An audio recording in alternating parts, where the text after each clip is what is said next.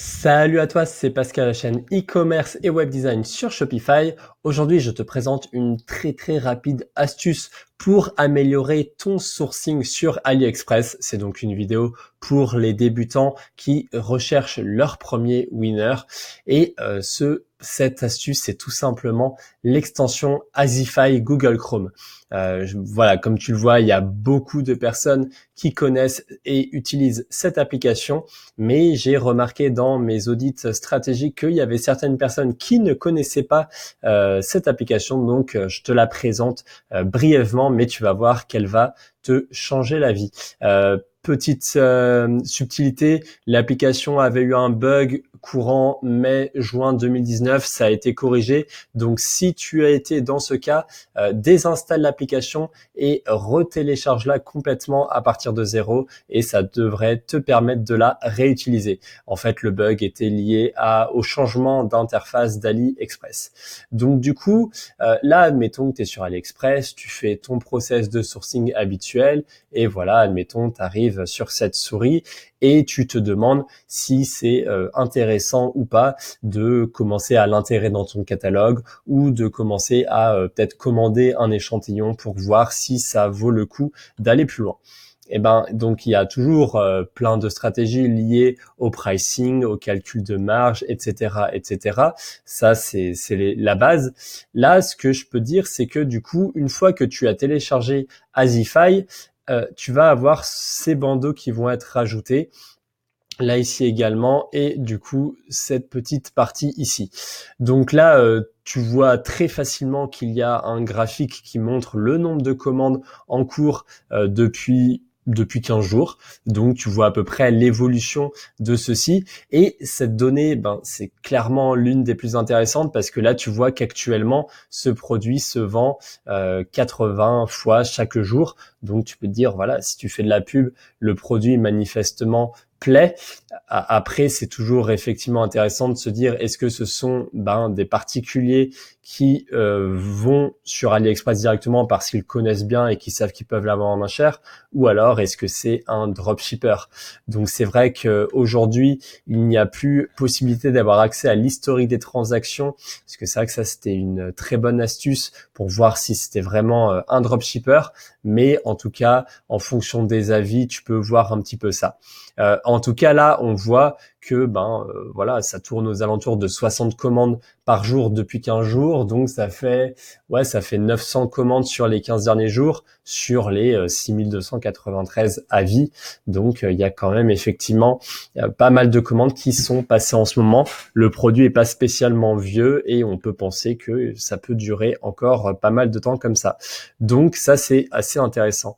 Par ailleurs, si tu cliques, il me semble, voilà, ici, il me semble il y avait quelque chose en fonction des pays par rapport pallier le manquement de l'interface dont je te parlais tout à l'heure. Alors, tac, alors j'ai mis la vidéo au pause puisque je m'y retrouvais plus. Il semble effectivement que c'était bien ici, en cliquant immédiatement là, tu vois la décomposition en fonction des pays. On voit effectivement là la décomposition, par exemple en Europe, hors Europe. Il y avait même un détail en fonction des pays. Donc là, effectivement, si tu vois que la France occupe une part importante, c'est qu'il y a du dropshipping dessus. Là, tu vois également un top 5 des pays, etc.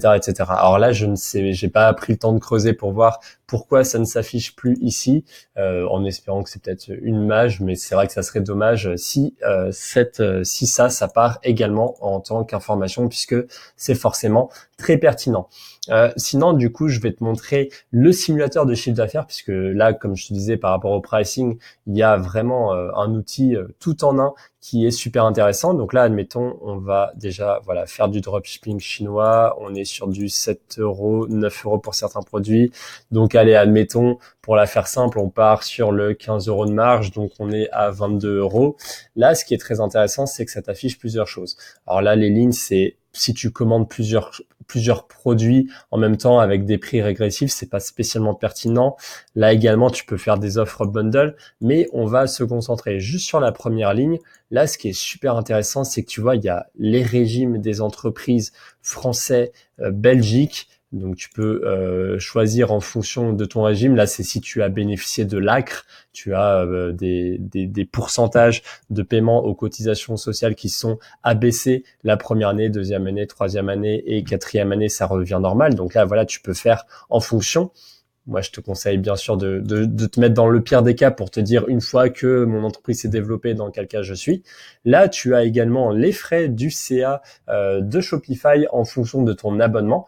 Donc, si tu es sur l'offre basique, tu es à 2%. Sinon, bah voilà, tu peux mettre pas de Shopify, c'est sur WordPress et du coup, il n'y a pas de frais.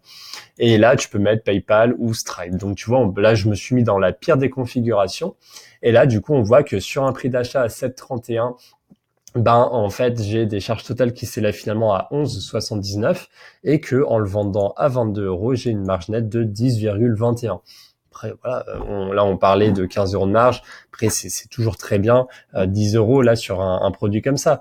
Donc, tu vois, t'as vraiment pas mal de data. Après, bien évidemment, c'est toujours du bon sens.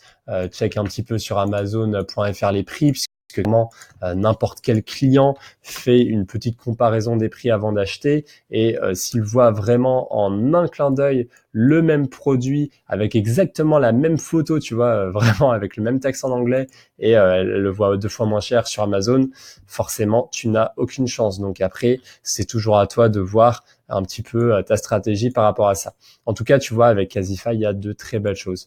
Sinon, donc statistiques de vente, on a regardé. Là, tu peux regarder un petit peu des comparaisons du même produit. Bon, là, des fois, c'est pas forcément vrai, mais tu vois des produits analogues chez d'autres vendeurs, donc ça te permet de trouver un autre site marchand. D'ailleurs, à chaque fois, le site marchand, il te donne plusieurs datas avec des marqueurs vert, jaune ou rouge. Donc là, notamment l'expédition, donc le délai avant le début de la livraison.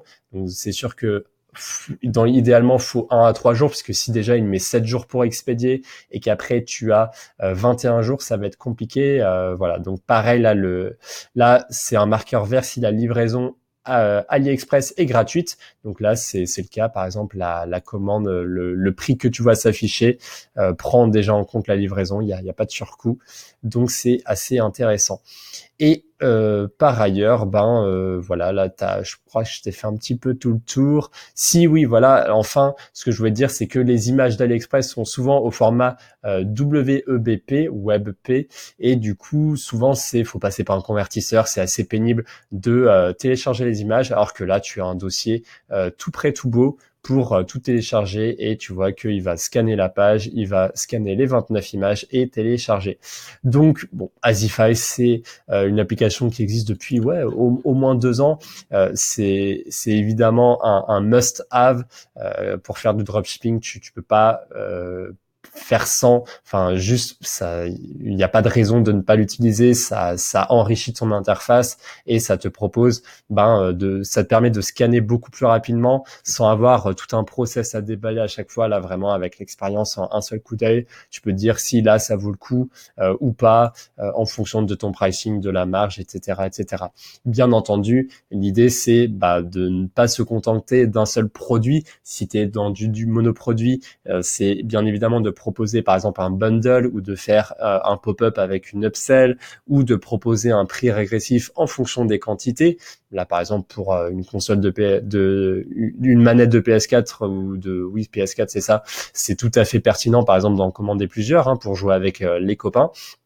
Donc voilà, c'est vraiment après à personnaliser en fonction du produit et par exemple en bundle, tu pourrais proposer la console ou un autre accessoire de recharge. Mais tu vois, après c'est vraiment ça qui va augmenter ton chiffre d'affaires, ta marge et c'est finalement plus intéressant de faire ça plutôt que de vouloir mettre des prix de fou et finalement plus personne n'achètera. Donc voilà, j'espère qu'en tout cas pour ceux qui ne connaissaient pas Asify, cette astuce t'a plu. Si c'est le cas, j'hésiterai pas de regarder s'il y a d'autres extensions sur Google Chrome qui peuvent te faire plaisir. Sinon, si tu souhaites encore affiner un petit peu ta stratégie e-commerce, tu peux te rendre sur mon site www.pascaldegu.com et commander un audit stratégique. C'est offert, c'est gratuit. Je passe du temps à décortiquer ta boutique, donc il te suffit de le réserver, de lire un petit peu les infos du mail de confirmation de commande. Notamment, tu me réponds, tu m'indiques l'URL en .myshopify.com de ta boutique boutique et je t'envoie une demande d'accès. Comme ça, j'ai accès un petit peu à tout le dashboard de ta boutique et je peux un petit peu regarder mieux et avoir une analyse plus pertinente.